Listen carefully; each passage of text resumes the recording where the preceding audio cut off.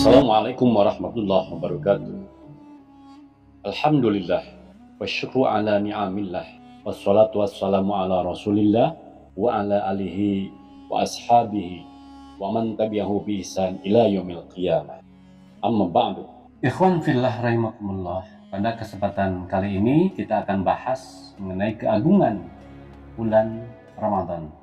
Jangan lupa untuk dukung kami dengan menekan subscribe, like, dan aktifkan lonceng notifikasinya. Kemudian juga mohon diberikan komentar di bawahnya. Terima kasih. Dan jika menurut Anda video ini bermanfaat, silahkan share kepada sahabat-sahabat Anda sekalian. Hari-hari yang indah dan didambakan itu kini kembali akan datang menghampiri kita. Hari-hari yang terdapat pada bulan yang sangat istimewa bagi sang pemiliknya. Dan bagi siapapun yang mengetahui keistimewaannya. Tamunan agung yang selalu dinanti-nanti oleh semua orang yang merindukannya.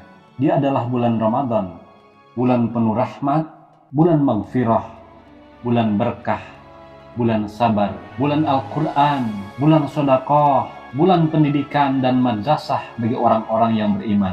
Bulan dilipat gandakannya pahala dari setiap amalan yang dikerjakan di dalamnya. Dan sebutan-sebutan lainnya yang indah untuknya yang tidak dapat disebutkan satu persatu tentunya, sesuai dengan banyaknya kebaikan dan keutamaan di dalamnya. Terdapat beberapa keutamaannya yang mulia, yaitu yang pertama, bahwa bulan Ramadan ini bulan diturunkannya Al-Quran. Bulan Ramadan adalah bulan yang mulia. Bulan ini sengaja Allah pilih sebagai bulan di mana Al-Quran, firman Allah Subhanahu wa Ta'ala diturunkan. Sebagaimana di dalam Al-Quran firman Allah, A'udzubillahi minasyaitonirrajim, Syahrul Ramadan alladzi unzila fihil Qur'an hudal linnasi wa bayyinatin minal huda wal furqan.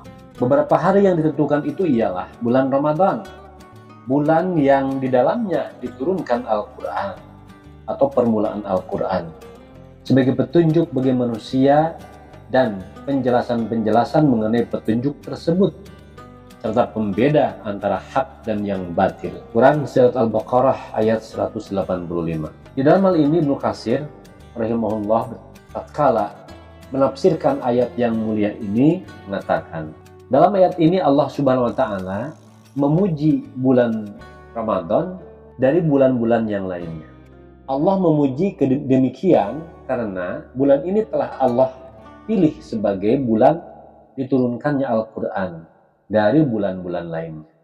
Sebagaimana pula pada bulan Ramadan ini Allah telah menurunkan kitab ilahiyah lainnya kepada para nabi.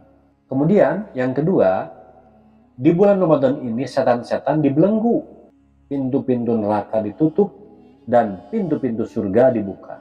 Sebagaimana sabda Rasulullah SAW di dalam hadis yang diriwayatkan oleh Imam Bukhari Muslim dari Abu Hurairah, idza jaa Ramadan futihat abwabul jannah wa ghulliqat abwabun nar wa suffilatis syayatin. Apabila Ramadan tiba, maka pintu surga dibuka, pintu neraka ditutup dan setan pun dibelenggu. Al-Qadhi Iyad rahimahullah mengatakan, hadis di atas dapat bermakna terbukanya pintu surga dan tertutupnya pintu jahanam dan terbelenggunya setan-setan sebagai tanda masuknya bulan Ramadan dan mulianya bulan tersebut. Lanjut Al-Qadhi Iyad.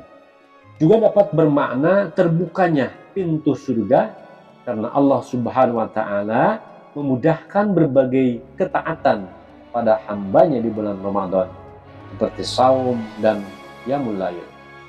Hal ini berbeda dengan bulan-bulan lain. Di bulan Ramadan, orang akan lebih sibuk melakukan kebaikan daripada melakukan kemaksiatan.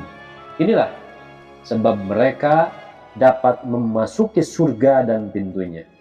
Sedangkan tertutupnya pintu neraka dan terbelenggunya setan, inilah yang mengakibatkan seseorang mudah menjauhi maksiat ketika itu dikarenakan melaksanakan saum Ramadan. Itu yang kedua. Yang ketiga, di bulan Ramadan ini terdapat malam yang penuh dengan kemuliaan dan keberkahan. ada suatu malam yang nilainya lebih baik dari 1000 bulan yang kita sebut dengan Lailatul Qadar, malam kemuliaan.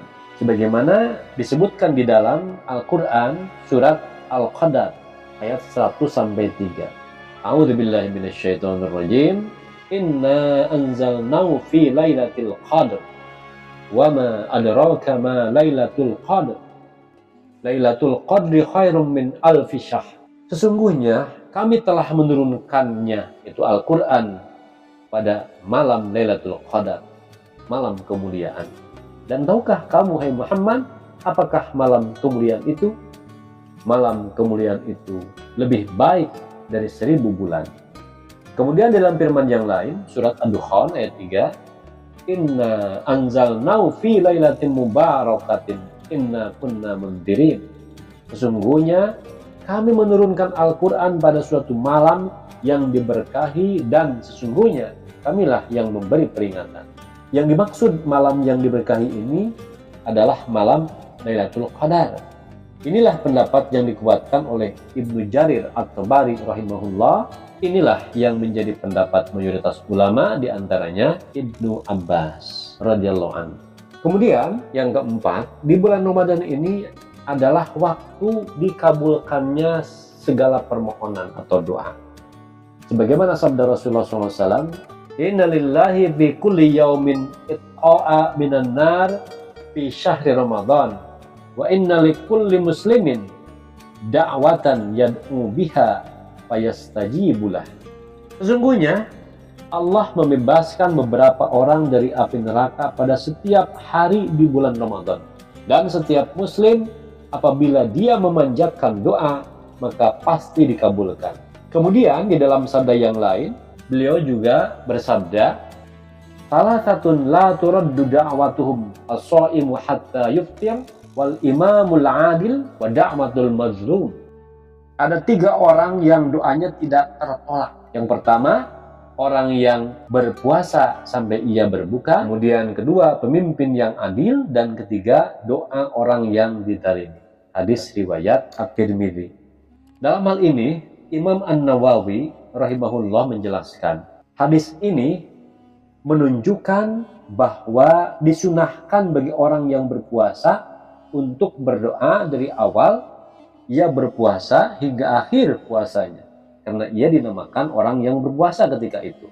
Kemudian beliau mengatakan pula, disunahkan bagi orang yang berpuasa ketika ia dalam keadaan berpuasa itu untuk berdoa demi keperluan akhirat dan keperluan dunianya, juga pada perkara yang ia sukai, serta jangan lupa pula untuk mendoakan kaum muslimin yang lainnya.